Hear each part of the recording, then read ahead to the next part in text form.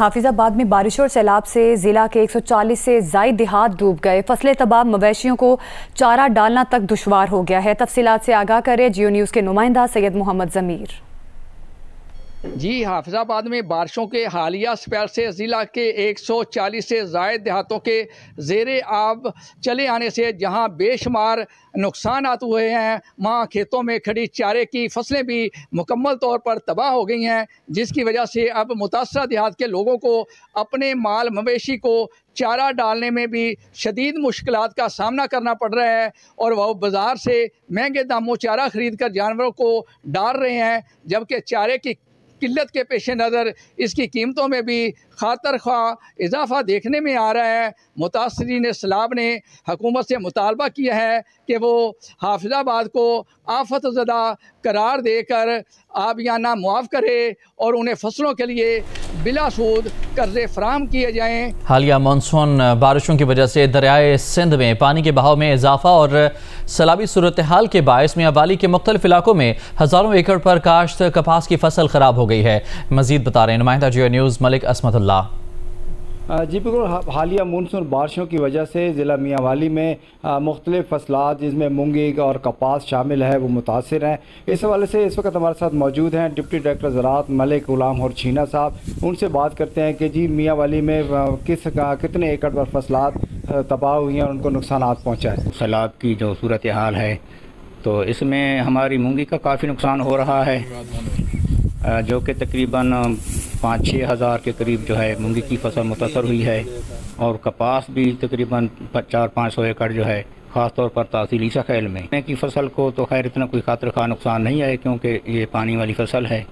अलबत्ता तिल जो है वो भी बिल्कुल ख़त्म होते जा रहे हैं, तो ज़मींदार भाइयों का काफ़ी यानी कि नुकसान हो रहा है। अभी तक जो है सैलाब की सूरत हाल जूँ की तूँ है और पानी फ़िलहाल जो है नहीं उतर रहा है और मज़ीद नुकसान का जो है वो ख़तरा है। जी बिल्कुल, जिस तरह आपने बात सुनी कि मज़ीद नुकसान का ख़तरा है और अभी तक जो है हज़ारों एकड़ पर खड़ी मूंगी और कपास की फसलें जो है वो मुतासिर हैं और जिसकी वजह से किसानों को काफ़ी नुकसान हो रहा है। जी, बाबूसर की हसीन वादियों में मूसलाधार बारिश और क्लाउड बस्ट ने चंद लम्हों में सब कुछ उजाड़ दिया।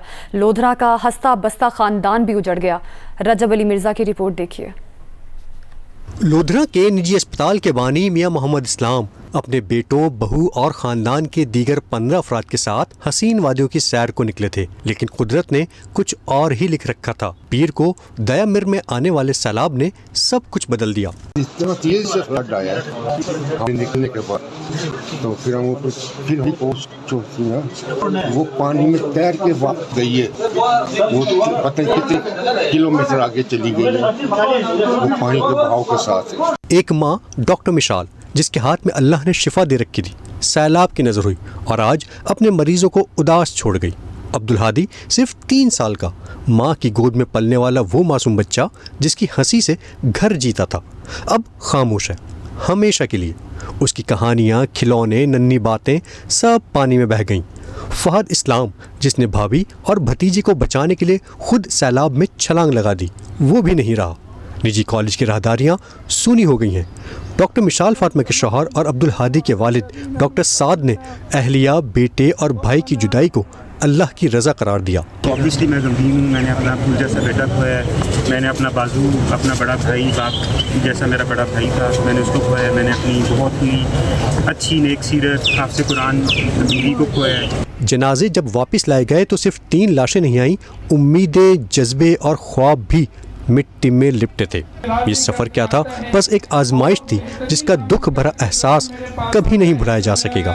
रजब अली मिर्ज़ा, जियो न्यूज़, लोधरा। सैलाब से डेरा इस्माइल खान में कच्चे के मकीन बेघर हो गए। भक्कर रोड, डेरा दरिया खान पुल और दीगर महफूज मकामात पर खुले आसमान तले रहने पर मजबूर हैं। सईदुल्लाह मरवत रिपोर्ट करेंगे। बच्चे सारे ओके, न कोई रोटी दा ठिकाना है, न कैसे दा पते, सरकार सारा कोई शायद पूछे भी नहीं। झूला झूलते किलकारियां और अटकेलियां करती ये बच्चे नहीं जानते कि ये अपनी दुनिया छोड़कर शहरों में आ गए हैं। कच्चे के सैलाब मुतासरीन के लिए हुकूमती इमदाद के दावे अपनी जगह, लेकिन नकल मकानी करने वाले ये दर्जनों खानदान, बच्चे, बूढ़े, खवातीन इन दावों की नफी करते हैं। असा रहन वाले हैं दरिया दी मणी दे उते रहन वाले हैं, बाहन वाले हैं। उतों सीगे पानी बड़ा बोड़ा हो गया, इतना बड़े औखे हो गए हैं, बच्चा नाल असा इतना अपने बच्चों का सिर बचाए से तक।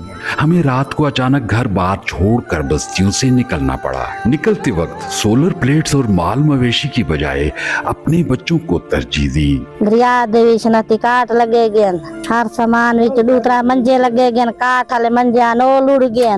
अपनी जिंदगी बाला दी रात दे 12 बजे गिन किनते आए। डेरा इस्माइल खान में कच्चे के ये मकीन बकर रोड, डेरा दरिया खान पुल और दीगर महफूज मकामात पर हुकूमती खैमों के बिना धूप हब्स में खुले आसमान तले नजर आते हैं। कुछ मकीन मालो असबाब के साथ, मगर ज्यादातर तही दस्त इमदाद के मुंतजिर हैं। असिस्टेंट कमिश्नर अरसलान हैदर ने बताया कि हम 200 खानदानों को गैर गजाई अशिया दे चुके हैं, जबकि दीगर मुतासरीन के लिए सर्वे किया जा रहा है। तो जैसे ही वो सर्वे कंप्लीट होता है तो इंशाल्लाह PDMA का जो वेयर हाउस है यहाँ पे DI खान में, उसमें NFIs हैं और दे आर एडिक्वेट। और अगर मजीद डिमांड आती है तो हम वो प्रोविंशियल गवर्नमेंट के साथ भी टेकअप कर सकते हैं, बिकॉज ऑनरेबल CM और हमारे DC साहब कि ये इलाका बहुत क्लोज है। ये कहते हैं हम तजावुज नहीं करते, दरिया रोजी रोटी देता है, हजारों सालों से दरियाओं में रहते आ रहे हैं। सारियां बेटे दियां शाला ने बोर्ड लोड वेने ना सा गरीब लोग से जो साक वाला इतना देवे है